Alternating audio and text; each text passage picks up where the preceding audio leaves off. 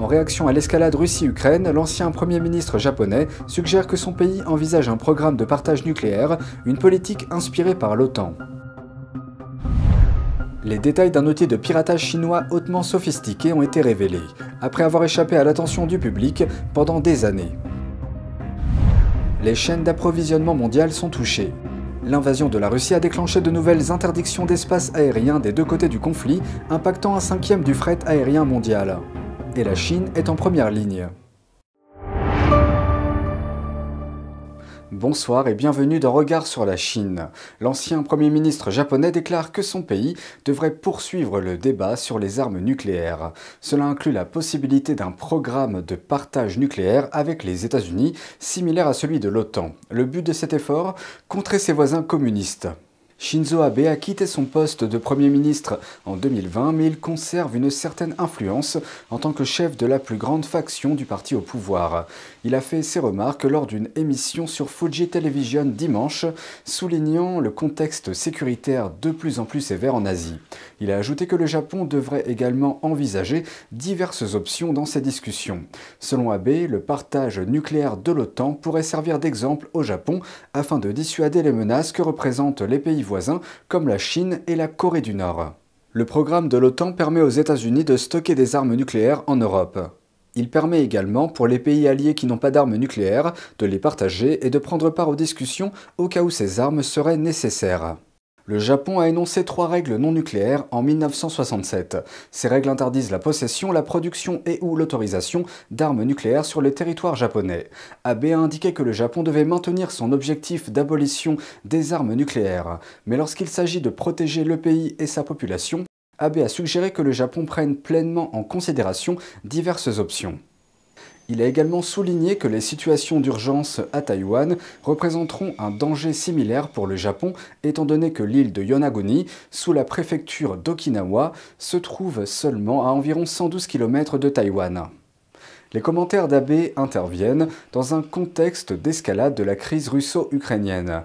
Mais l'invasion a suscité des questions sur l'Ukraine. Alors qu'elle possédait autrefois le 3e plus grand arsenal du monde, pourquoi le pays n'a-t-il pas d'armes nucléaires?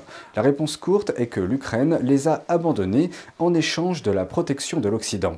L'Ukraine a déclaré son indépendance en 1991.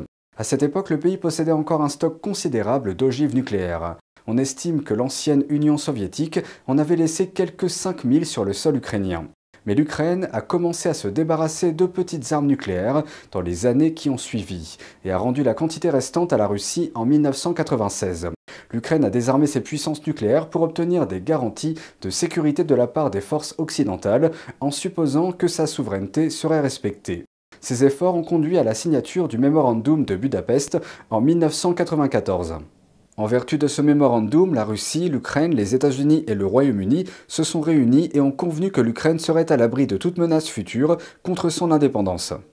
Ils ont également décidé qu'elle devait recevoir une aide immédiate du Conseil de sécurité de l'ONU en cas de menace future. Mais comme l'a dit un jour l'ambassadrice allemande en Ukraine, Anka Feldhusen, le mémorandum de Budapest est en effet un format sans obligation juridique dans le cadre du droit international. Une société américaine de cybersécurité affirme avoir découvert un outil de piratage chinois hautement sophistiqué, un outil qui a échappé à l'attention du public pendant plus de 10 ans. Les experts en sécurité ont publié leurs recherches à son sujet lundi. L'outil s'appelle Dashin. Ils ont partagé leur découverte avec le gouvernement américain il y a plusieurs mois. Et Washington les a partagés avec ses alliés. L'entreprise de cybersécurité Symantec est membre d'un collectif d'agences de défense gouvernementale. Il comprend le FBI, la National Security Agency et 22 entreprises technologiques basées aux États-Unis. Ces membres partagent des informations sur les cyberattaques. Selon le rapport de recherche, les dernières attaques connues impliquant Dashin ont eu lieu en novembre 2021.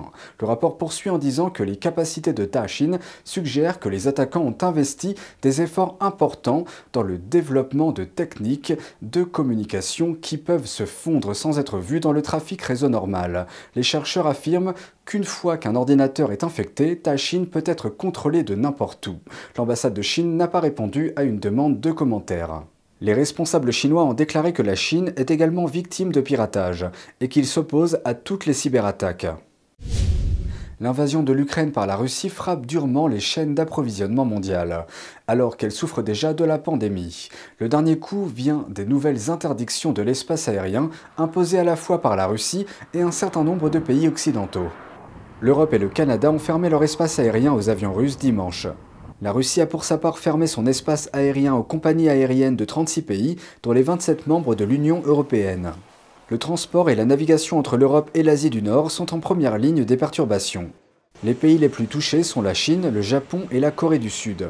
Selon Cargofax Consulting, l'arrêt touche environ un cinquième du fret aérien mondial. En Chine, le Parti communiste chinois exerce désormais un contrôle accru sur les écoles. Le régime exige que les écoles installent un nouveau poste à partir du mois de mai. Selon un ordre récent du ministère chinois de l'Éducation, le poste s'appelle vice-principal pour l'état de droit. Et chaque école doit avoir au moins un de ses vice-principaux. Le document officiel décrit en détail les responsabilités liées à ce poste. Il s'agit notamment de promouvoir la pensée de Xi Jinping, un ensemble de théories exposées par le chef du Parti communiste, ainsi que l'éducation des étudiants sur ce que le PCC appelle l'état de droit. Les critiques disent que cette initiative est complètement redondante, car les écoles disposent déjà de départements ayant des fonctions similaires. Mais beaucoup reconnaissent que le régime tente de resserrer son contrôle avec cette nouvelle règle. This is the one way that the CCP is strengthening its authoritarian rule. It wants to produce people who are absolutely obedient or loyal to the authoritarian centralized rule. It wants to reinforce this initiative by setting up vice principle of rule of law. L'ordre stipule que les candidats doivent être recommandés par les tribunaux, les agences nationales supérieures, les organes de sécurité publique et les départements administratifs judiciaires. Surveiller les tensions étrangères dans plusieurs zones est une entreprise très difficile et coûteuse, mais d'anciens hauts fonctionnaires affirment que les États-Unis ne se laisseront pas distraire par la crise ukrainienne et qu'ils continueront à surveiller de près la région Indo-Pacifique. Pour appuyer cette position, une délégation américaine dirigée par d'anciens responsables de la défense vient d'atterrir à Taïwan pour une visite de 2 jours. Une délégation d'anciens responsables de la défense américaine a atterri à Taïwan mardi. La visite a été organisée par le président Biden et dirigée par d'anciens responsables de la défense américaine. Elle intervient à un moment où Taïwan a renforcé son niveau d'alerte face à la menace imminente du régime chinois. L'ancien président des chefs d'état-major interarmés, Mike Mullen, dirige la délégation de 5 personnes. 2 anciens directeurs principaux du Conseil national de sécurité pour l'Asie font également partie du voyage. Selon un responsable américain, ce voyage vise à démontrer le soutien continu de Washington à Taïwan. Le ministre taïwanais des Affaires étrangères, Joseph Wu, a accueilli la délégation à l'aéroport Songshan de Taipei. Lundi, le coordinateur de la politique Indo-Pacifique de la Maison-Blanche a évoqué la situation dans la région lors d'un événement virtuel organisé par le Fonds Marshall allemand des États-Unis.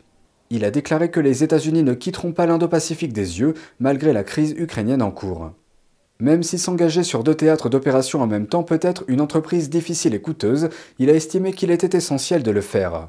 Et il a noté que la génération actuelle d'Américains l'exigera.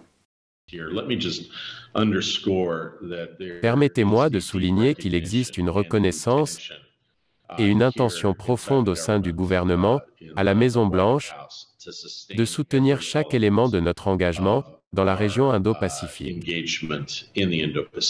La délégation doit rencontrer la présidente taïwanaise Tsai Ing-wen et d'autres hauts responsables au cours de cette visite de 2 jours.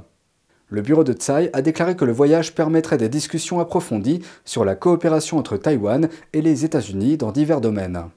L'ancien secrétaire d'État américain Mike Pompeo avait également prévu d'arriver à Taïwan mercredi, au moment où la délégation a rencontré la présidente Tsai Ing-wen. Il était prévu que Pompeo vienne séparément et en tant que simple citoyen. C'est tout pour aujourd'hui, merci d'avoir suivi Regard sur la Chine. On se retrouve demain pour une nouvelle émission. Prenez soin de vous et à bientôt.